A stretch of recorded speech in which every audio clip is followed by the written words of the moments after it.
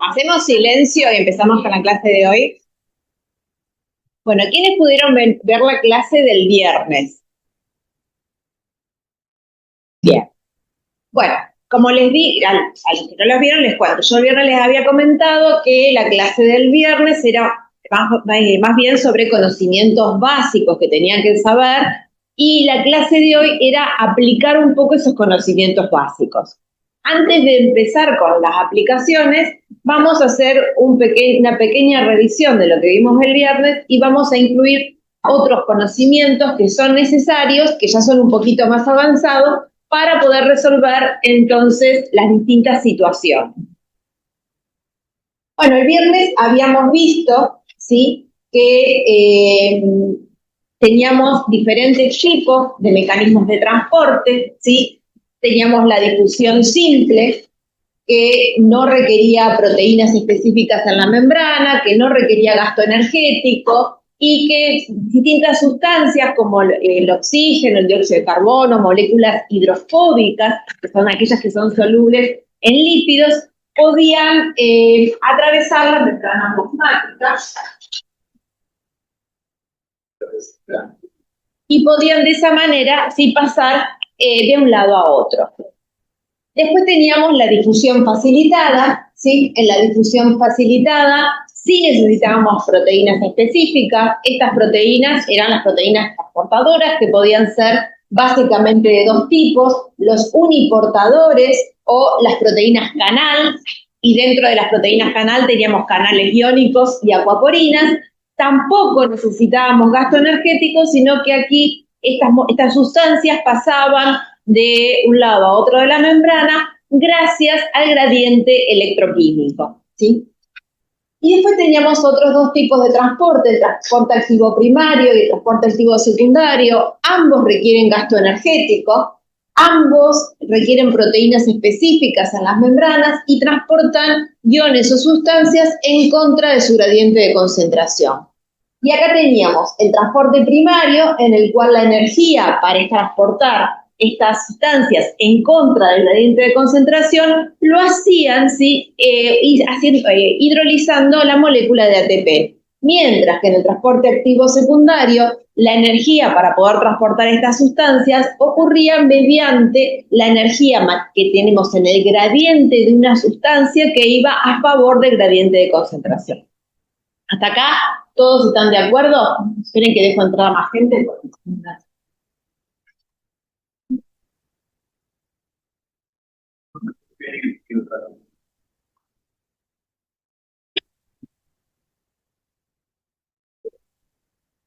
Bien.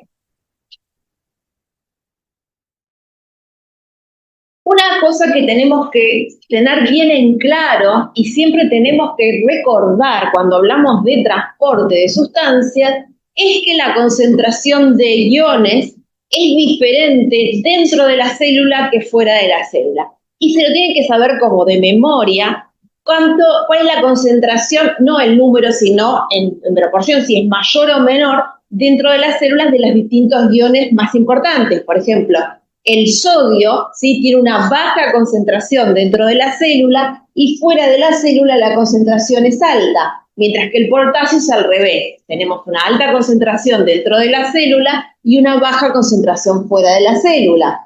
Otro ion importante es el calcio. Dentro de la célula la concentración de calcio es baja y fuera de la célula la concentración de calcio es alta. Y en el caso del cloruro pasa exactamente lo mismo. Ese concepto de cómo están las concentraciones de estos iones dentro y fuera de la célula es algo que siempre tienen que recordar para poder interpretar cómo es el pasaje de una sustancia de un lado a otro de la célula. Bueno, también lo dijimos como al pasar el viernes, pero hoy vamos a adentrarnos un poquito en esto, ¿sí?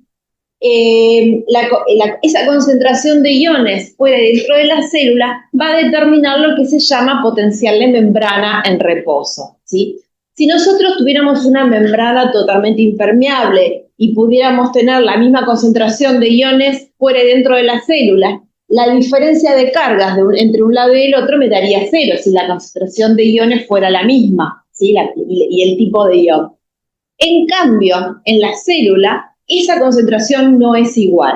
Y eso lo que hace es que se determine lo que se llama una diferencia de potencial. ¿Por qué? Porque cargas negativas se van a ubicar hacia un lado de la membrana y las positivas hacia el otro lado de la membrana, ¿sí? Y eso me genera esa famosa diferencia de potencial, que como habíamos dicho el viernes, en células que no sean excitables, esa diferencia de potencial en el interior de la membrana de la célula es siempre de menos 70 milivoltios, o sea, siempre es negativo con respecto al exterior de la célula. Mientras que en las células excitables ese potencial puede cambiar. En las células no excitables no cambia nunca. ¿Hasta ahí me siguen? ¿De qué depende entonces que los iones estén diferentemente distribuidos entre un lado y otro de la membrana? Dependen de canales iónicos y de bombas electrogénicas. ¿Qué bombas electrogénicas habíamos visto el viernes? ¿Se acuerdan? ¿Cómo? La sodio-potasio, muy bien, ¿sí? ¿Y alguien se acuerda de qué canal iónico era importante para poder establecer esta diferencia de potencial a un lado y otro de la membrana? Lo habíamos comentado. El canal de potasio que está siempre abierto, que se llama canal de potasio no regulado. Bueno, ¿para qué es importante entonces mantener esta diferencia de potencial, estas diferencias de concentraciones, estos gradientes de concentraciones de sodio, de calcio a un lado y otro de la membrana? Porque todos los procesos biológicos están relacionados con esa diferencia de gradientes, ¿sí? Yo necesito que exista un gradiente de sodio, o sea, que tengamos más sodio fuera de la célula que dentro, para que junto con el sodio se puedan transportar nutrientes, por ejemplo, los aminoácidos, por ejemplo, la glucosa, ¿sí? Necesito que haya un gradiente de calcio, por ejemplo, o sea, que tengamos más calcio fuera de la célula que dentro de la célula, para que cuando aumente el gradiente de calcio en el interior celular, se disparen, ¿sí?, señales como la contracción muscular, ¿sí? Entonces, mantener los gradientes es necesario y vital para la vida de la célula, para todas las funciones biológicas que va a tener esa célula. Bueno, como les dije antes, ese gradiente, ¿sí?, va a depender exclusivamente de los canales de potasio no regulados en mamíferos, ¿no?, que son los canales de potasio no regulados o los que se llaman de fuga de potasio también. Esos canales de potasio están siempre abiertos. ¿Y qué va a hacer ese canal de potasio? ¿Dónde había más potasio? ¿Se acuerdan? Así lo dijimos. Intracelular. Entonces, ¿qué va a pasar con ese potasio? Sale el potasio de la célula. Entonces están saliendo cargas positivas de la célula, ¿sí? ¿Y cómo ingresarán nuevamente los potasios a la célula? Por la bomba sodio-potasio, ¿sí? Que como la bomba sodio-potasio no transporta la misma cantidad de sodio y potasio, me produce ahí sí ese gradiente para mantener ese potencial de membrana negativo, ¿sí? Bueno, como les dije antes, el potencial de reposo de membrana es de menos 70 milivoltios. Para quedarnos contentos con la nomenclatura, cuando hablamos potencial de membrana, estamos hablando de potencial de cualquier célula, en lo posible no excitable. Si hablamos de reposo de membrana, ¿sí?, que muchas veces lo van a encontrar en los libros, estamos hablando de células excitables, porque quiere decir que si hay un estímulo, ese potencial cambia, por eso se llama de reposo. Pero para todas las células, el potencial de reposo, el basal, es menos 70, ¿sí? Menos 70 o menos 60, eso depende del tipo de célula. Bueno, entonces ese potencial va a depender de los canales no regulados de potasio y en menor medida de la bomba sodio-potasio, que es la que va a colaborar a mantener los gradientes. ¿Cómo se calcula ese potencial? ¿Alguno conoce esa ecuación? La ecuación de Nash, ¿la escucharon alguna vez en química? Bueno, se puede calcular con esa ecuación. Obviamente no les vamos a hacer calcular ningún potencial con esa ecuación, pero solamente era para mostrarles que lo que aprendieron en química también sirve en biología, ¿sí? También los comentamos el otro día, es que la bomba sodio-potasio, que es la que mantiene los gradientes de sodio y potasio, es muy importante y que como es electrogénica porque es la que termina estableciendo estas diferencias de potenciales, y que esa bomba puede estar inhibida, ¿sí? Se puede inhibir con una droga que se llama uvabaína, y esa inhibición puede ser transitoria o permanente. Si la inhibición es transitoria, vamos a ver que ese potencial de membrana va a caer levemente, o sea, sí, va a ser un poquitito más positivo seguramente, y luego se pueden, si la inhibición es transitoria, se restablecen los potenciales y a la célula no le pasa nada, ¿sí? En cambio, si la inhibición es permanente o es a largo plazo, al quedar los gradientes en cero, porque deja de haber gradiente de sodio, gradiente de potasio, entonces no hay una diferencia de potencial. Eso hace que no puedan ocurrir ninguna de las otras reacciones que necesita la célula. Por ejemplo, si es una célula muscular, no se podría ni contraer ni relajar. Si es una célula, una célula enterocito, no podría ingresar la glucosa para nutrir a las células. Entonces, esa inhibición permanente lo que termina haciendo es anulando los gradientes, o sea, desaparecen los gradientes iónicos y por lo tanto termina con la muerte celular, ¿sí? Se dice que la contribución de la bomba es un 10%, porque quien es el responsable del potencial de membrana es el canal de potasio no regulado, el canal de fuga de potasio. La bomba contribuye porque mantiene los gradientes. Sin embargo, si la bomba la inhibo a largo plazo, desaparecen los gradientes y la célula se muere, ¿sí? ¿Acá me siguen? Bien. También lo vimos la clase pasada, ¿sí? Los canales iónicos los podemos clasificar, ¿sí? En regulados y no regulados, y dentro de los regulados, ¿sí? Que es lo que acá está en la diapositiva, tenemos los que son regulados por voltaje, ¿sí? Los que son regulados por ligando y los que son regulados mecánicamente. Regulados por voltaje es cuando cambio el voltaje que le doy a la célula, entonces abre el canal y eso hace que se abran otros canales iónicos y cambia el potencial de membrana. Regulados por ligando, puede ser que haya un ligando intracelular o un ligando extracelular. Por ejemplo, extracelular puede ser un neurotransmisor que lo que hace es impacte sobre el canal y permita que ese canal se abra y por lo tanto se disparen otras señales. Y regulados mecánicamente es cuando ese canal en su interior está unido o está relacionado con el citoesqueleto de actina y por diferentes tensiones en la célula ese canal se abra o se cierra. Esta es la clasificación que vimos el viernes. Ahora vamos a ver cómo interactúan estos canales o qué es lo que pasa. ¿Por qué son tan importantes? Estos canales son regulados por voltaje, ¿sí?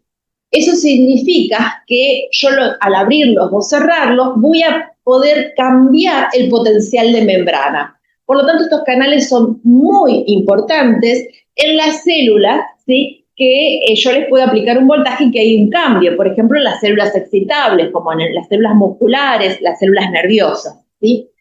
Entonces, cuando yo produzco una variación en ese potencial que me cambia el potencial de reposo, estamos frente a lo que se conoce como potencial de acción, ¿sí? Ese potencial de acción, ¿qué hace? Que la célula pueda transmitir un impulso nervioso, se pueda contraer, se pueda relajar, depende de cuál sea el estímulo. ¿Se entiende hasta acá? Entonces, ahora estamos siempre en células excitables. Si yo tengo una célula que no es excitable, por ejemplo, un enterocito, por ejemplo, una célula de la piel, si yo a ese canal le aplico una diferencia de potencial o le aplico un neurotransmisor, el potencial de membrana va a ser como la línea que está acá en verde, ¿sí?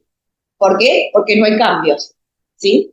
Porque no se excita, no hay un potencial de acción en esa célula. En cambio, cuando yo estoy hablando de células excitables, ¿sí? Yo tengo un potencial de membrana que es el famoso potencial de reposo de menos 70 milivoltios, ¿sí?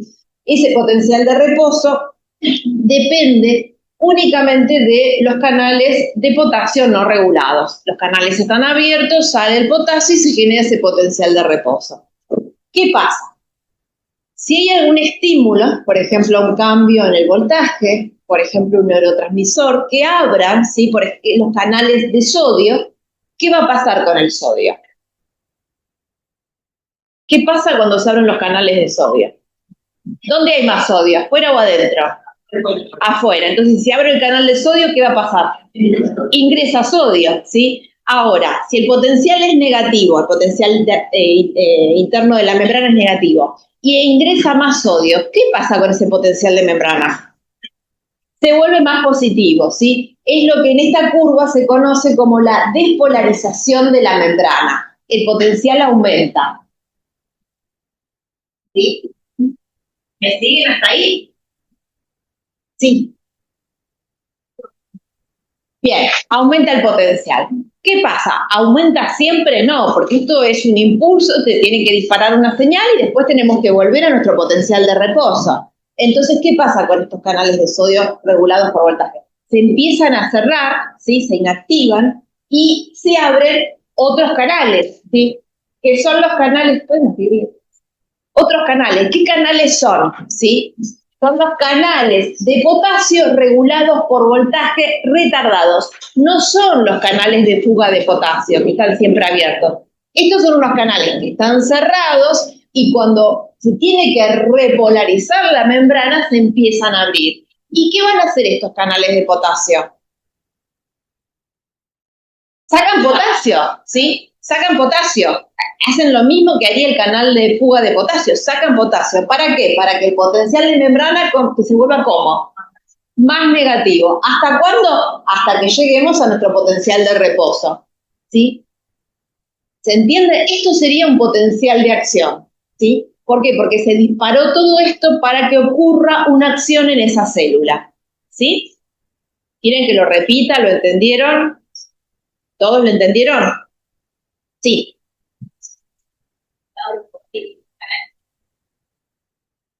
Sí, por ahí se abre otro canal, pero que termina abriendo el canal de sodio. Por ejemplo, por ahí las señales sobre un canal de sodio no regulado por voltaje, sino regulado por ligando o regulado por neurotransmisor, que hace que se abran los canales de sodio regulados por voltaje y eso genera todo la despolarización y de luego la repolarización de la membrana. Sí, depende de estos canales.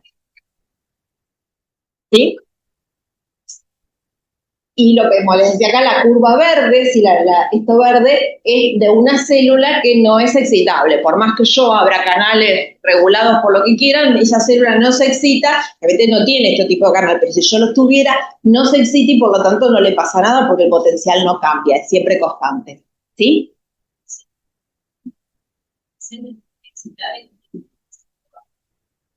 Las células excitables, sí, las musculares, las células nerviosas, son todas esas son células excitables y tienen estos canales, sí. Y las demás, no tienen estos canales, o sea, se pueden, por ahí se abre el canal, pero no va a generar un potencial de acción, ¿no? Aunque tenga el canal, no va a generar un potencial de acción que te genere después una respuesta de este tipo, genera otro tipo de respuesta, pero no hay un cambio en el potencial. Bueno, acá hay un ejemplo de los canales regulados por neurotransmisores, es lo que se conoce como sinapsis química. Generalmente estos canales están en las terminales nerviosas, ¿sí? Y lo que hacen es, por medio de una señal química, ¿sí? Disparan una señal eléctrica, ¿sí? Por ejemplo, esta es una terminal nerviosa que generalmente tiene vesículas que contienen neurotransmisores. Esos neurotransmisores, lo que va a pasar es que estas vesículas van a acercarse a la membrana, se van a fusionar y van a dejar en libertad los neurotransmisores. Esos neurotransmisores van a impactar sobre el canal, haciendo que ese canal se abra, ¿sí? ¿Cómo funcionaría esto? Vamos a un ejemplo. Por ejemplo, esto es una unión neuromuscular, o sea, una célula nerviosa y una célula muscular, ¿sí? ¿Qué pasa? Nosotros tenemos acá canales de calcio en la célula nerviosa, esos canales se abren, ¿sí? Al abrirse esos canales de calcio lo que hacen es acercar las vesículas que contienen los neurotransmisores a la membrana para que se fusionen y dejen en libertad al neurotransmisor. Ese neurotransmisor impacta sobre la célula muscular que tiene canales de sodio y produce la apertura de estos canales de sodio. Y la apertura de estos canales de sodio hace que ingrese sodio, empieza a cambiar el voltaje y esto hace que que se activen otros canales de sodio, que son los activados por voltaje, que también se abren, entonces hay más sodio que ingresa a la célula, y este sodio que ingresa a la célula va a activar unos canales que están, esto sería el retículo, este dibujito, algunos canales que están en el retículo que son canales de calcio. ¿Se acuerdan que el retículo es un reservorio de calcio? Si se abre el canal de calcio del retículo, ¿qué pasa con el calcio? Sale del retículo el citosol, ¿sí? Y entonces estos canales de calcio, este calcio que sale del retículo va a producir, en este caso, la contracción muscular, ¿sí? Entonces, esto sería cómo funcionaría, ¿sí? Una sinapsis, una transmisión neuromuscular con canales que se activan cambiando el voltaje o cambiando los neurotransmisores, ¿sí? Bien, hasta acá eran algunos conceptos viejos y algunos conceptos nuevos, pero ahora vamos a lo que íbamos a tratar en esta clase. Nosotros vimos diferentes tipos de transporte, en diferentes tipos de transporte, de mecanismos de transporte, y todos esos mecanismos de transporte trabajan juntos en una célula, ¿sí? Si yo pudiera aislar una célula y pudiera ver qué transportadores tienen, van a ver que tienen un montón de transportadores, ¿sí? Y todos esos transportadores no es que actúan cada uno por separado, sino que si uno hace que ingrese sodio, ese sodio después tiene que salir por otro transportador y al salir el sodio por ahí entra otra molécula y esa molécula después tiene que volver a salir y es todo un conjunto y una armonía para mantener la homeostasis de esa célula, ¿sí?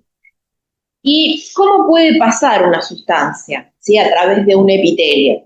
Una sustancia puede pasar por dos tipos de mecanismos. Uno es atravesando la célula entera, que es lo que se conoce como el pasaje transcelular, porque atraviesa la célula de un lado a otro de la célula, y lo otro es lo que se conoce como el pasaje paracelular, ¿sí? El pasaje paracelular es cuando atraviesa, ¿sí?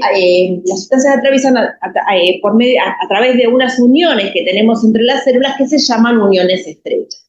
Esto que vemos acá es un epitelio, ¿sí? Polarizado, como el epitelio intestinal, ¿sí? Donde podemos diferenciar, acá están señaladas las microvellosidades que forman parte de la cara apical de la célula, ¿sí? Que dan contra la luz del intestino en este caso, y todo lo que vemos desde la unión estrecha hasta la otra unión estrecha es lo que se conoce como la cara vasolateral, ¿sí?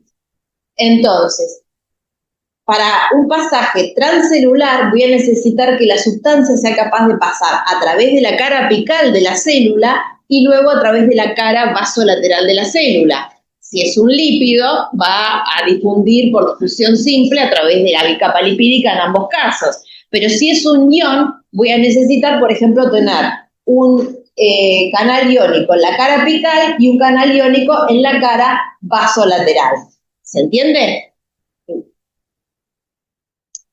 En el caso de la permeabilidad paracelular, que hoy no nos vamos a detener, pero solo para decirles, es un pasaje muy, muy lento. Si la difusión simple es lenta, la paracelular prácticamente no deja pasar sustancias. Solamente unas muy pocas sustancias pueden pasar por el paracelular, ¿sí? Ese pasaje paracelular, en ese pasaje paracelular lo más importante es la unión estrecha, ¿sí? Que lo van a ver en el teórico de uniones célula-célula, y esa unión estrecha es la que, acá están señalizadas en amarillo, es la que me va a definir lo que es la cara apical y lo que es la cara basal o basolateral, ¿sí? Hay epitelios que tienen muy pocas o casi ninguna unión estrecha, ¿sí? Y que tienen numerosos núcleos. Esos epitelios se llaman sinciciales, entonces ahí el pasaje está dado exclusivamente por el pasaje transcelular, porque no hay forma de que pase por el paracelular, ¿sí? Bueno, acá tenemos otro dibujito donde podemos ver, las uniones estrechas no son las únicas uniones que unen una célula con otra, sino que tenemos otro tipo de uniones, como las uniones de anclaje, ¿sí? Las uniones gap, ¿sí? Y después hay uniones células matriz. Las uniones estrechas son las primeras, ¿sí? Empezamos a contar desde la cara apical, y son entonces las que sellan las células prácticamente y son las que establecen la polaridad celular. Bien, entonces, una vez dicho esto, vamos a empezar a resolver las diferentes situaciones. Nosotros acá tenemos, sí. Las uniones estrechas son las que determinan la polaridad celular, ¿sí? No.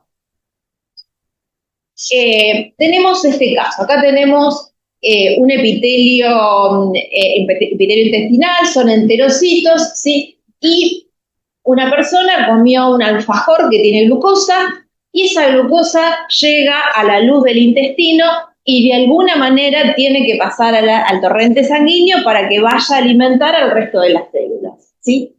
¿Cómo ocurre esto? ¿Cómo puede pasar? O sea, la glucosa puede pasar a través de la vía capa lipídica, ¿sí? ¿Se acuerdan que era uno de los solutos no cargados pequeños que podían atravesar por difusión simple? Pero ese pasaje por difusión simple es bastante lento. O sea, que si nosotros tuviéramos que esperar que pase por difusión simple las dos membranas, realmente nos moriríamos de hambre, ¿sí? Entonces, necesitamos que haya un mecanismo más rápido. Entonces, ¿cómo pasa esta glucosa? Bueno, tenemos que tener en cuenta que en el lado sanguíneo, ¿sí? O sea, de la cara basal de las células, tenemos alta concentración de sodio y baja de potasio, ¿sí? ¿Por qué? Porque el potasio está bajo dentro de la célula, el potasio está alto dentro de la célula y el sodio está bajo dentro de la célula, que es lo que ya veníamos diciendo. Otra cosa que tenemos que tener en cuenta, bueno, que se necesita solo el sodio está bajo, el potasio está elevado, y que en la luz intestinal, ¿sí? A la luz intestinal llegó la glucosa, ¿sí? Y acá también tenemos el sodio y el cloruro, que vienen también de la dieta, están elevados en la luz intestinal. Entonces, ¿qué mecanismo de transporte van a hacer que la glucosa pase hacia el torrente sanguíneo? En la membrana apical tenemos un transportador que se llama symportador, que es el glucosa-sodio. Entonces, yo les pregunto, ¿cómo transporta el sodio y la glucosa ese symportador? Fuerte, no escuché nada. Uno a favor y otro en contra del gradiente. ¿Quién? ¿Quién a favor o a quién a favor y a quién en contra? A favor el sodio, porque es lo que tengo elevado en la luz intestinal. La glucosa llegó, pero no está en alta concentración, porque siempre las concentraciones o los gradientes lo tenemos que evaluar contra las células, ¿sí? Entonces la glucosa llegó, pero no tengo alta concentración de glucosa, ¿sí? Y la tengo que transportar hacia el enterocito. El sodio sí está en alta concentración, entonces el sodio sí va a ingresar a favor de gradiente y la glucosa entra en contra de gradiente. Entran los dos hacia el mismo sentido, o sea, por eso es un symportador, recuerdan eso. Si yo les pregunto mecanismo de transporte, ¿qué me van a decir? Activo secundario, muy bien. Una vez que la glucosa ingresó, ¿sí? ¿Qué va a pasar?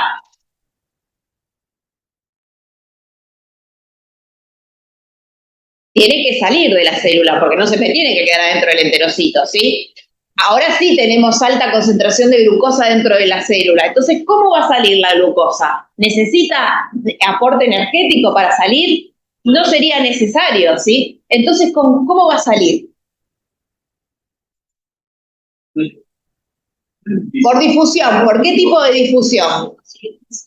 Facilitada, ¿sí? ¿Y qué transportador puede facilitar la salida de glucosa? El LUT que era uniportador, ¿sí? Entonces, en el lado basal, o en la cara basal de la célula, tenemos un GLUT, sí, ahí dice GLUT2, a mí no me importa cómo se llama, pero sí tienen que saber que es un uniportador que hace que la glucosa pueda salir por difusión facilitada, ¿sí? Mecanismo de transporte, difusión facilitada. Bien, ingresó sodio con la glucosa. ¿Qué hago con el sodio? Porque si sigue ingresando sodio y el sodio no se va de la célula, ¿qué va a pasar? Va a haber mucho sodio dentro de la célula y mucho sodio afuera, o sea, se van a igualar los gradientes y deja de ingresar glucosa. ¿Qué hago con el sodio? Tengo la bomba sodio-potasio. ¿Qué hace la bomba sodio-potasio? Saca sodio e ingresa potasio, ¿sí? Bien. ¿Y qué pasa con el potasio? Porque estamos de vuelta en lo mismo. El potasio, de alguna manera, tiene que salir. ¿Sí? ¿Por dónde saldrá el potasio? Por un canal de potasio, ¿sí? ¿Se entiende?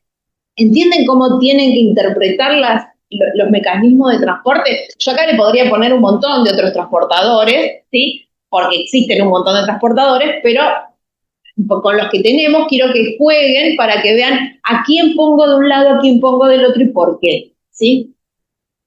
Sigamos con bueno, ¿cuál es la importancia de la bomba sodio-potasio?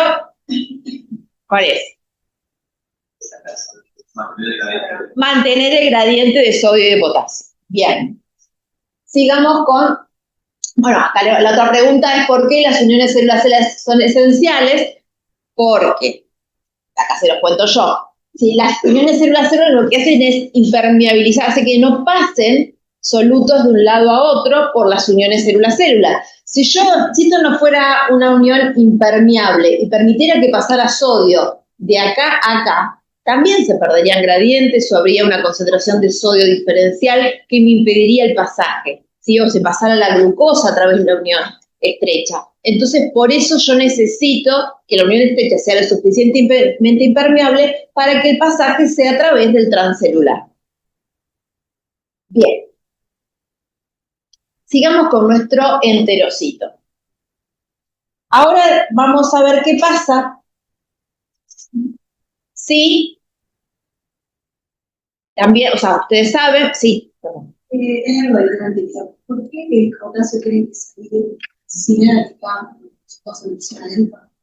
Claro, pero vos lo ingresás con la bomba sodio-potasio, entonces estás entrando más de lo que tendría que haber, entonces tenés que mantener los gradientes, ¿sí?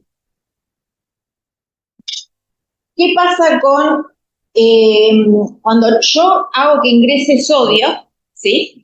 ¿Qué es lo que está pasando? Estoy haciendo que la molaridad dentro de la célula esté aumentando, ¿sí? Entonces, ¿qué pasa si la molaridad cambia? ¿Qué va a pasar con el agua? Va a entrar el agua, ¿sí? ¿Y por dónde va a entrar? Va a entrar por acuaporinas. También va a entrar por difusión, ¿sí? Por difusión simple, porque el agua puede pasar la bicapa lipídica, ¿sí? Y también entra por difusión simple cuando hay un cambio de osmolaridad, ¿sí? Pero el pasaje más rápido se hace por acuaporina. Por eso acá les escribí. Con flecha punteada sería la difusión simple y por el transportador, que es la acuaporina, el que está en rojo, sería el pasaje más rápido, ¿sí?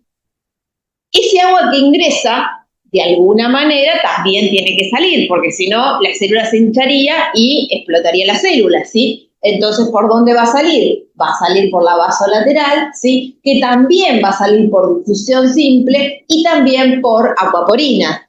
¿Cuál es el mecanismo de transporte de las acuaporinas? ¿Difusión? Difusión facilitada, ¿sí? ¿Qué es? ¿Qué tipo de transportador es? ¿En cómo lo clasificaríamos? No, me refiero a qué tipo de proteína de transporte. ¿Es un uniportador, canal iónico? ¿Qué es? Es un canal, ¿sí? No es un uniportador, ¿sí? Bien, entonces el agua puede salir. Algo que, a diferencia de otras moléculas, ¿sí? La acuaporina también puede pasar por el agua también puede pasar por el paracelular. Si bien el pasaje es mucho más lento que a través de la capa lipídica. También hay cierta cantidad de agua que puede pasar por el paracelular. ¿Por qué viene este ejemplo? Lo van a tener en la guía de trabajos prácticos, en la clase de problemas, porque esto lo van a ver bien en detalle, o sea, van a tener muchos ejercicios en la clase de problemas para poder resolver. Y uno de los ejercicios habla de por qué las bebidas deportivas, que son para rehidratar, o las sales de rehidratación oral, tienen azúcar y tienen sal, ¿sí? ¿Por qué yo tengo que tomar azúcar y sal para rehidratarme? ¿Por qué no puedo tomar agua destilada cuando estoy deshidratada? ¿Sí? ¿Por qué? Porque yo necesito que el agua pase junto con el azúcar y pase junto con el sodio, ¿sí? Entonces, ese pasaje me ayuda, o sea, la incorporación de sodio y azúcar me ayuda a que pase más rápido el agua. Si yo tomo agua destilada, nunca el agua destilada va a poder atravesar la membrana, ¿sí? O solamente lo hará por difusión simple, muy lentamente y no llegará a hidratarme. ¿Sí?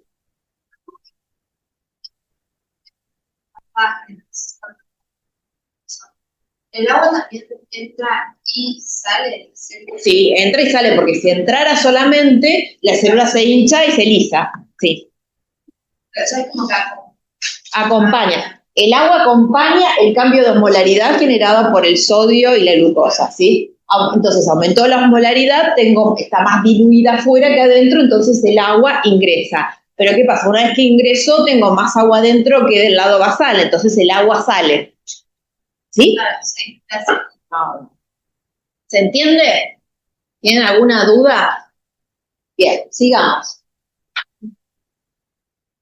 Vamos a ver, acá tenemos transporte de aminoácidos, también en el enterocito, ¿sí? De vuelta, las mismas consideraciones que antes, ¿sí? En cuanto al sodio y al potasio y a los péptidos que ingresan por la dieta. Algo que antes no habíamos tenido en consideración, pero ahora se los cuento, en la luz intestinal también tenemos una elevada concentración de protones, ¿sí? Entonces, ¿cómo entra un dipéptido o tripéptido? A través del enterocito, o sea, de la luz intestinal, hacia la parte basal de la parte basal de la célula. Entonces, acá también tenemos un transportador, que está acá representado como en verde, que es el transportador de dipéptidos o tripéptidos. Ese transportador es también un simportador, pero es un simportador dipéptido, tripéptido, protones. ¿Sí? Entonces, ¿cómo ingresan los protones? ¿A favor o en contra de gradiente? Los protones. A favor, dijimos que en la luz intestinal el pH era bajo, o sea, tenemos una alta concentración de protones. Entonces, los protones ingresan a favor. Y esa energía en el gradiente de protones hace que se muevan los dipéptidos y tripéptidos, ¿sí? Hacia el interior de la célula, ¿sí? Traje protones, ingresé protones. Esos protones ahora están adentro de la célula y si no se fueran si no se fueran de alguna manera, en algún momento el gradiente de protones fuera y dentro de la célula sería el mismo. Entonces no permitiría más el ingreso de dipéptidos y tripéptidos. Entonces necesito que esos protones se vayan de la célula. ¿Cómo ocurre esa salida de protones? Tengo otro transportador que es un antiportador sodio-protón. ¿Sí? Entonces, si es sodio-protón, ¿el protón sale o entra? Sale. Y el sodio entra. ¿Quién a favor y quién en contra? A favor el sodio y el protón en contra. ¿Sí? Bien. ¿Qué pasa? Bueno, estos dipéptidos que ingresaron en el enterocito, lo que va a pasar es que se van a hidrolizar en aminoácidos y del otro lado de la membrana, en la cara basal, generalmente hay uniportadores, ¿sí? O proteínas que permiten la salida de estos aminoácidos hacia el torrente sanguíneo, ¿sí? Por difusión facilitada también. Por otro lado, cuando se fue el protón y ingresó el sodio, tengo sodio dentro de la célula. Entonces, ¿qué tengo que hacer con ese sodio? Sacarlo. Entonces necesito a la bomba sodio-potasio. Y creo que acá no lo dibujé, pero ¿qué pasa con el potasio? También tiene que salir por el canal de potasio. ¿Sí? ¿Se entiende? Entonces, si les preguntaran en el examen, ¿cuál es la importancia del intercambiador sodio-protón?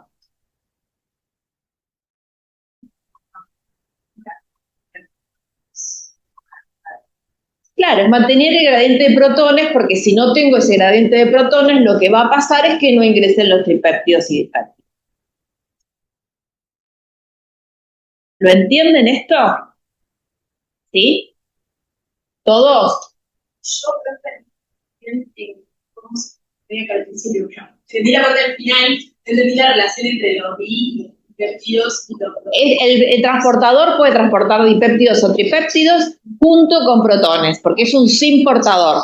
¿sí? Protones tenés alta concentración fuera o la luz intestinal, entonces el protón ingresa a favor de gradiente y los dipéptidos y tripéptidos en contra, ¿sí? Y ese protón después tiene que salir, que va a salir en contra de gradiente, a través de un antiportador sodio-protón. ¿Sí? ¿Alguien más? ¿Todos me siguen? Si no sí. Entran como dipéptidos o tripéptidos, porque vos tenés metabolismos y entran dipéptidos y tripéptidos, se hidrolizan dentro de la célula y salen como aminoácidos. Entran en contra de gradiente, ¿sí? Entran en contra de gradiente. ¿Sí? ¿Me siguen hasta acá? Vayamos con otro transporte. Hierro. Acá está dibujada al revés la célula intestinal, pero es también el enterocito, ¿sí? O el duodeno, la luz del duodeno. Igual que antes, en la luz del duodeno del intestino tenemos un pH ácido, por lo tanto tenemos alta concentración de protones. El hierro, no sé si ustedes saben, pero podemos incorporarlo de dos maneras a partir de la dieta, a través de hierro asociado a carne, que se llama hierro hemílico, y el hierro que está asociado a más productos inorgánicos que están en los vegetales, ¿sí? Que se conoce como el hierro no hemílico, ¿sí? El hierro hemílico, que es lo que está acá dibujado, se incorpora a través de un transportador especial que se vacuoliza y llega a los reservorios de hierro dentro de la célula. No nos vamos a dedicar a ese transporte, pero sí vamos a hablar del hierro no hemílico, ¿sí? El hierro no hemílico, que es el hierro inorgánico, ¿sí? Ese hierro, ¿sí? Ustedes sabrán de química general que el hierro puede estar como hierro 2 o hierro 3, que el hierro 3 es más estable que el hierro 2. Entonces, cuando yo incorporo un alimento que tiene hierro, que es un hierro inorgánico, inmediatamente, si estaba como hierro 2, pasa a hierro 3, ¿sí? Ese hierro 3 no se puede absorber como tal en el intestino, sino que tiene que volver a pasar como hierro 2. Por eso es importante la acidez del medio y de sustancias reductoras, por ejemplo la vitamina C o el ácido ascórbico, para que ese hierro se reduzca a hierro 2, ¿sí? Ya como hierro 2 sí puede ingresar al intestino, ¿sí? Y ese hierro 2 ingresa por un sin portador protón-hierro, que eso se llama sin portador de metal divalente, no importa el nombre, es un sin portador hierro-protón. El protón, ¿cómo ingresa? A favor de gradiente y el hierro ingresa en contra de gradiente, ¿sí? Por otro lado, tenemos el antiportador sodio-protón. ¿Para qué? Para mantener el gradiente de protones, porque el protón vuelve a salir a través del antiportador sodio-protón, ¿sí? Y el sodio que ingresa sale a través de la bomba sodio-potasio para mantener el gradiente de sodio. Fíjense que la bomba de sodio-potasio siempre está presente porque yo necesito ese gradiente de sodio, ¿sí? Ese gradiente de sodio y potasio para que todas las células funcionen. ¿Qué pasa con ese hierro? Ese hierro, bueno, puede ir a los reservorios, puede salir a través de un transportador específico que se llama ferroportina, ¿sí? Va a la sangre, va a médula ósea, no me importa ahora, pero sí me importa que tengan en cuenta esta relación entre el sin portador, el antiportador y la bomba sodio-potasio. ¿Sí? Sí. Al principio, pasaba de hierro 3 a hierro 2. Claro, en circulación, o sea, el hierro es inestable, el hierro 2 es inestable. Una vez que vos consumiste hierro inorgánico, sería hierro 2, pasa inmediatamente a hierro 3 y llega al intestino como hierro 3. Pero como hierro 3 no se puede transportar. Entonces existe en la membrana del intestino una enzima así que hace que el hierro 3 pase a hierro 2. Y para eso necesita sustancias reductoras como el ácido ascórbico, acidez en el pH, o sea, esas cosas para que se reduzca a hierro 2. Y como hierro 2 se puede entonces transportar. ¿Quién más me preguntaba por ella? No, la misma duda, perfecto. ¿Alguien más tiene dudas sobre esto? Son todos ejemplos, o sea, por ahí en el examen entra algún ejemplo que no estuvimos hablando acá porque pero les muestro los transportadores y me tendrían que comentar para qué lado ocurre el transporte, qué tipo de mecanismo de transporte, ¿sí?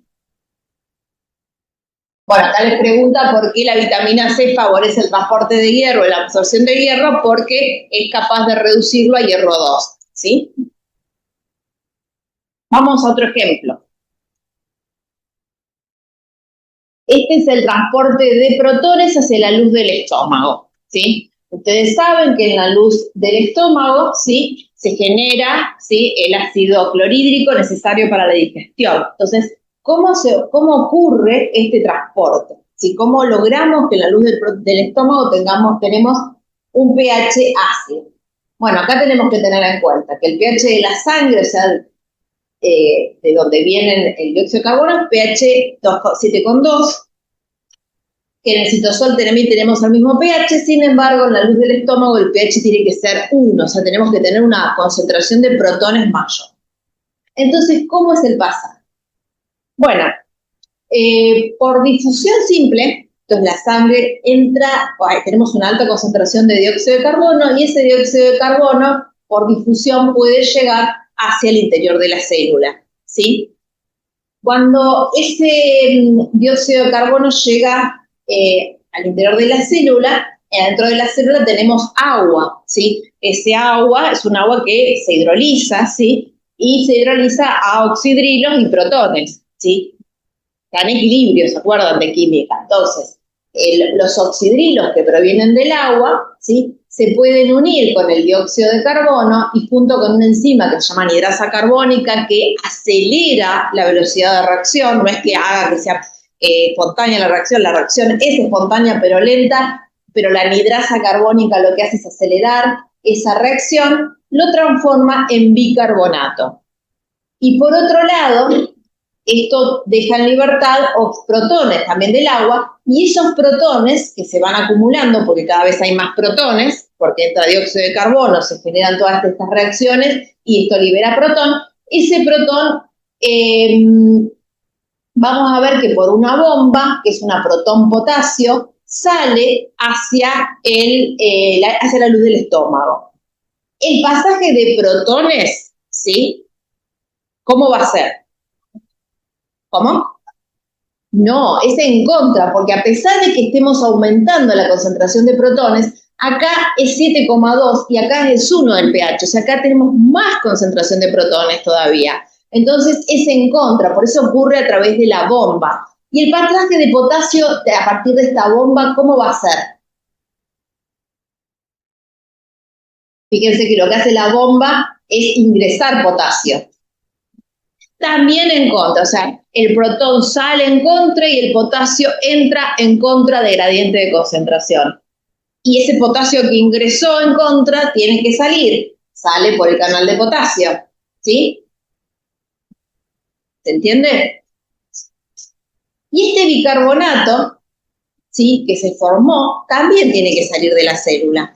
¿Y por dónde sale? Sale por un antiportador cloruro bicarbonato.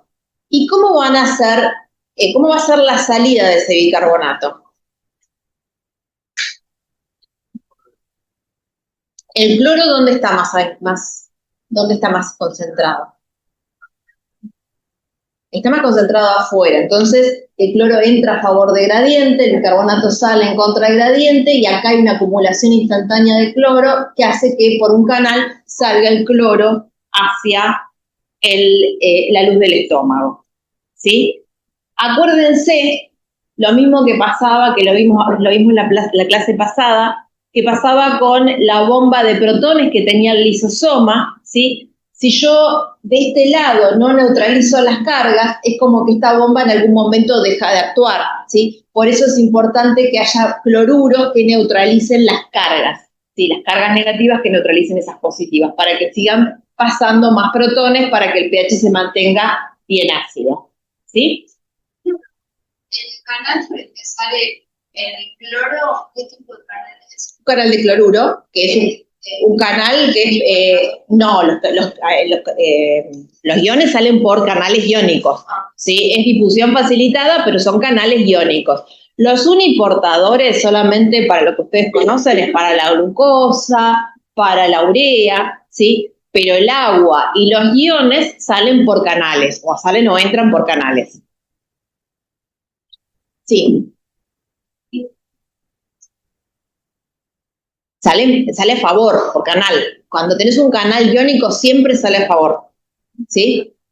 Porque se genera un gradiente, entró cloro, aumentó el cloro dentro de la célula y sale, ¿sí? Y sale a favor también porque afuera de la célula tenés una alta concentración de protones, o sea, cargas positivas, entonces el gradiente electroquímico hace que el cloro salga, ¿sí? Claro. Claro, pero lo que depende también, esta es una célula parietal del estómago, también depende del tipo celular, ¿sí? Sí, pero la luz del estómago no está más concentrada. Claro, no, eso es ¿sí? En la luz del intestino, sí. Ahí sí sería diferente, ¿sí? Vayamos a otro canal, vayamos al calcio. Y esto, pregunta de examen, siempre tomamos calcio y siempre se olvidan de contestar sobre el calcio. El calcio, la concentración de calcio dentro de las células en el citosol es de 10 a la menos 7 molar, o sea, es bajísima. Y en el extracelular la concentración es de 10 a la menos 3. Fíjense que los órdenes de magnitudes son totalmente distintos. ¿Por qué es importante mantener la concentración de calcio baja en el citosol? Porque el calcio es un segundo mensajero. Si el calcio está libre en el citosol, dispara un montón de señales, ya sea en células excitables como en células no excitables, porque puede disparar señales de señalización dentro de las células para que aumente o disminuya, por ejemplo, una proteína o para que vaya a procesos que no tiene que ir. Entonces, el calcio señaliza. Entonces, dentro de la célula, el calcio está sumamente regulado. ¿Y cómo se mantiene esa regulación del calcio? Esa regulación del calcio se mantiene básicamente por estos mecanismos, ¿sí? O sea, cómo yo hago que tener, o cómo logro tener menos calcio libre en el citosol. En la membrana plasmática, lo que tenemos es una bomba de calcio que lo que hace que es sacar calcio en contra de gradiente de concentración. En el citosol tenemos poco calcio, afuera tenemos mucho, la bomba saca calcio del citosol, ¿sí? Utiliza ATP. Y además en la membrana también tenemos un antiportador sodio-calcio. ¿Qué hace el antiportador? Saca calcio en contra de gradiente y utiliza el ingreso de sodio a favor de gradiente. ¿Sí? ¿Ahí me siguen? Pero no son los únicos mecanismos. En el retículo también tengo una bomba, ¿sí?, de calcio que está en el retículo, que lo que hace es ingresar calcio al interior del retículo. El retículo es un reservorio de calcio, por lo tanto estoy introduciendo calcio en contra del gradiente de concentración. Y además en la mitocondria existe un zinc portador protón-calcio. ¿Qué es lo que hace este zinc portador? Ingresa protones, ¿sí?, a favor de gradiente. Este zinc portador está en la membrana interna de la mitocondria y se acuerdan que en el espacio intermembrana teníamos una alta concentración de protones, ¿sí?, que habíamos hablado en la clase pasada. Entonces, esos protones ingresan a favor de gradiente y el calcio ingresa a la matriz mitocondrial en contra de gradiente. Esos son los cuatro mecanismos mediados por transportadores, ¿sí?, que hacen que el calcio disminuya en el citosol. Además, existe una proteína que une calcio en el citosol y que hace que el calcio no esté libre del citosol, ¿sí? Pero esa proteína no es un transportador, es una proteína de unión, ¿sí? ¿En qué lugar de todo esto que les mostré están los canales de calcio? ¿Qué hacen los canales de calcio? ¿Suben o bajan la concentración de calcio en el citosol? Los canales de calcio la suben, ¿sí? Canales de calcio tenemos en el retículo y en la membrana, pero hacen que aumente la concentración de calcio en el citosol. Entonces, todos estos mecanismos lo que hacen es bajar la concentración de calcio en el citosol, ¿sí? Entonces, cuando yo en el examen les pregunte, ¿Cómo hago para bajar la concentración de calcio en el citosol? Me tienen que describir esto. Y si les pregunto, ¿cómo hago para aumentar la concentración de calcio en el citosol? Lo que me tienen que hablar es que tiene que haber canales de calcio en la membrana y en el retículo que haga que el calcio salga y se llegue al citosol. ¿Se entiende? Sería canal iónico. El que aumenta la concentración de calcio es un canal iónico, que estaría en la membrana plasmática y en el retículo. ¿Sí? No siempre, depende de la célula y depende del mecanismo que le produzca la apertura. ¿Sí? No, los que bajan la concentración de calcio, sí, son en la membrana la bomba del calcio, el antiportador calcio-sodio, y en el retículo la bomba de calcio, y en la mitocondria, membrana interna, el sin portador calcio-protón. ¿Sí? Y quienes aumentan la concentración de calcio en membrana y en retículo, canales de calcio. ¿Sí? ¿Sí? ¿Se van a acordar de eso? Bueno. Sí. En la membrana, en la mitocondria no me acuerdo si se describió, pero en la membrana del retículo y la de la membrana plasmática están los canales de calcio. La mitocondria seguramente debe estar, pero no recuerdo si existen descritos o no. ¿Cuándo tiene que aumentar la concentración de calcio? Bueno, este es un ejemplo que lo van a ver conmigo también en octubre cuando les dé fecundación, porque me toca darles este teórico. Durante la fecundación, una vez que el espermatozoide se fusionó con el óvulo, en el óvulo o en el ovocito se disparan unas corrientes de calcio, ¿sí? Entonces, fíjense, esas corrientes de calcio que producen, entonces la apertura, esto es un canal de calcio, sí, que está en la membrana plasmática del ovocito, se abre el canal de calcio, ingresa calcio, ¿sí? Y por otro lado también se abren otros canales de calcio que están en el retículo y sale el calcio del retículo. Y eso hace que aumente el calcio dentro del citosol, ¿sí? En estos ovocitos. Cuando el ovocito es fecundado, existen lo que llaman olas de calcio. O sea, sube el calcio, baja el calcio, sube el calcio y baja el calcio, ¿sí? Ese es un mecanismo de respuesta que tiene el ovocito para los distintos procesos. Uno, por ejemplo, va a ser la fusión después de los dos núcleos, la reacción acrosómica, ¿sí? No importa ahora. Pero sí tienen que saber qué ocurre en estos mecanismos. Bien, entró calcio. Y ese calcio se tiene que ir, porque si son olas de calcio, el pico lo producen estos canales, ¿sí? El pico de calcio en el citosol es producido por estos canales y ahora el calcio se tiene que ir. ¿Cómo se va el calcio? Fíjense que tenemos una bomba de calcio en la membrana del ovocito, ¿sí? Que saca calcio en contra de gradiente. El intercambiador sodio-calcio también saca calcio en contra de gradiente. Y por otro lado tenemos la bomba de calcio en el retículo que incorpora calcio dentro del retículo en contra de gradiente. Es una célula no excitable, ¿sí? Y que también tiene estos mecanismos para recapturar calcio y para aumentar el calcio dentro del citosol, ¿sí? ¿Qué hace el calcio? Como les dije antes, en esta célula interviene en lo que es la reacción acrosómica, o sea, permite que ocurra la fecundación, o sea, se termine la fecundación y después la fusión de los dos pronúcleos, masculino y femenino, ¿sí? No hay ninguna contracción muscular, no hay nada de eso porque no es una célula de ese tipo, ¿sí? ¿Se entiende acá? No, ingresan al citosol por canales. Salen del citosol por bombas de calcio hacia el exterior o por bombas de calcio hacia el interior del retículo, ¿sí? ¿Cómo?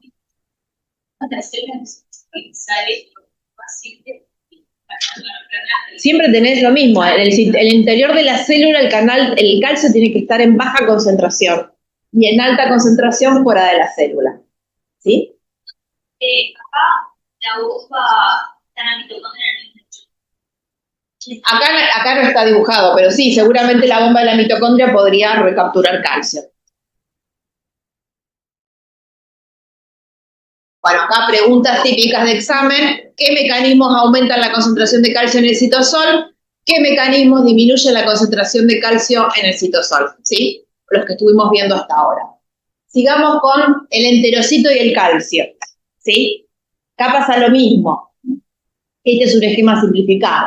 El calcio en la luz intestinal está en alta concentración, porque está fuera de la célula, ingresa al enterocito a través de canales.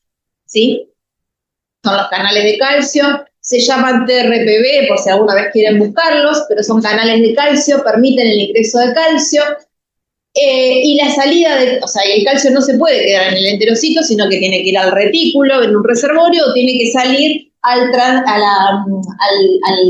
la sangre, ¿sí? Para ir a circulación a otros órganos, ¿sí? Entonces, ¿cómo sale del enterocito?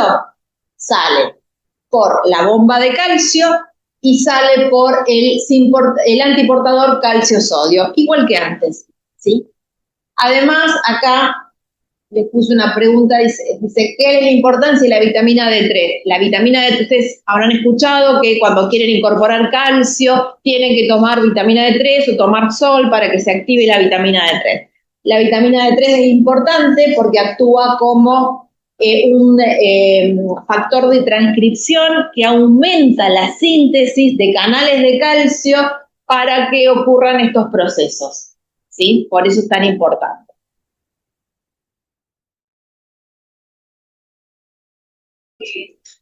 Sí.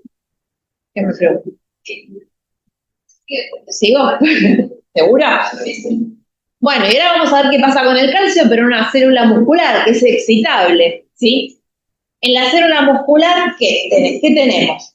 El calcio ingresa por canales de calcio, porque siempre tenemos más calcio afuera que dentro de la célula, ¿sí? Generalmente estos canales de calcio son gatillados por cambios de voltaje, ¿sí? Son canales de voltaje dependientes. Se abre mi canal de calcio, ingresa el calcio dentro de la célula, ¿sí? Y este calcio que ingresó dentro de la célula, como cambia los voltajes, ¿sí? ¿Sí?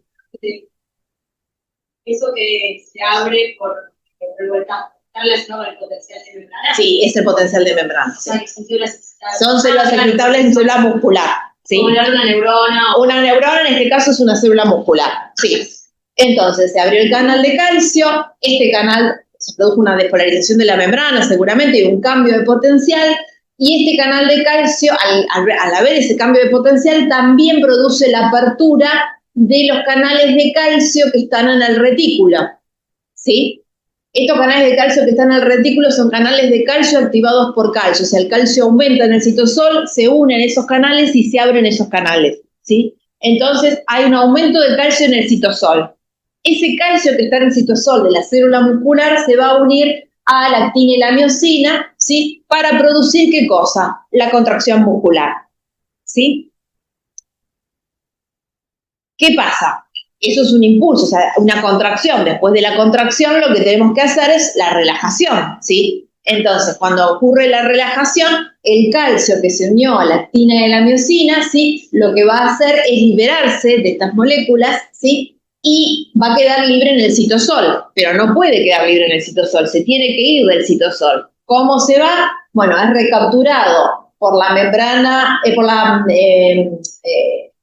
bomba de calcio que está en el retículo, sale por el canal, el antiportador sodio-calcio que está en la membrana y también por la bomba de calcio que está en la membrana, ¿sí?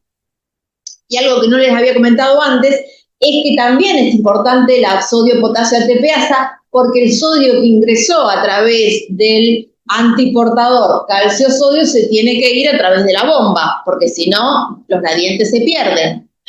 ¿Sí? ¿Hasta ahí me siguieron?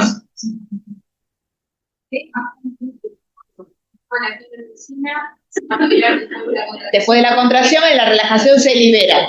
Sí. Entonces, ese calcio que está en el citosol se tiene que recapturar o se tiene que ir del citosol. ¿Cómo se va? En el retículo tenemos una bomba que incorpora calcio dentro del retículo. En la membrana plasmática que tenemos el antiportador sodio-calcio y la bomba de calcio que lo elimina el calcio fuera de la célula. ¿Sí?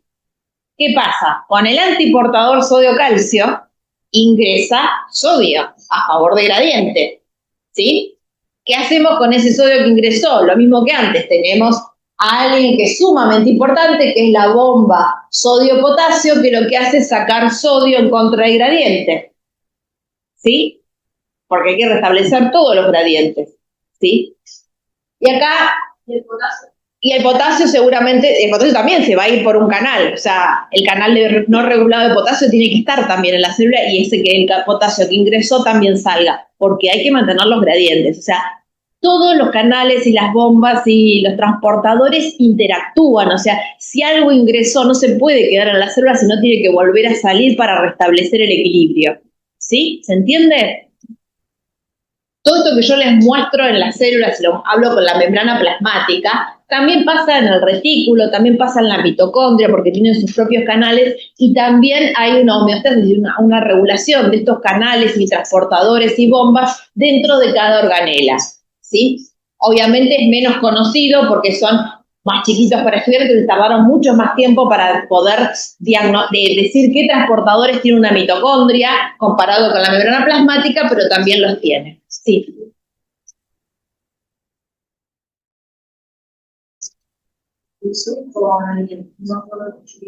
Tiene la miosina para formar la proteína.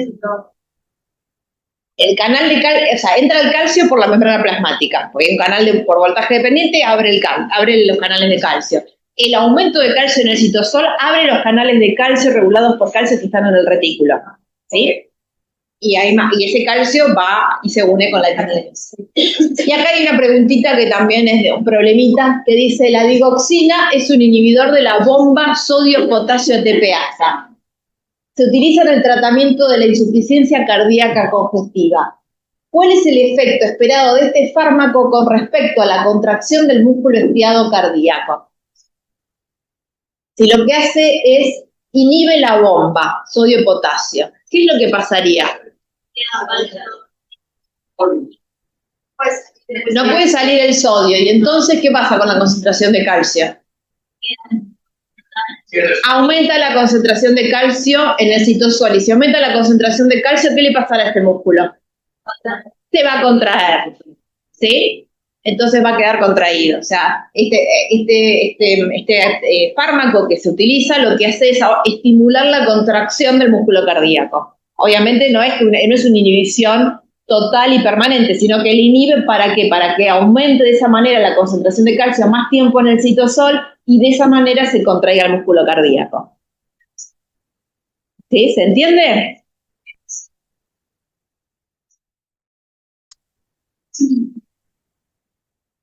Bien. Y llegamos al final de la clase.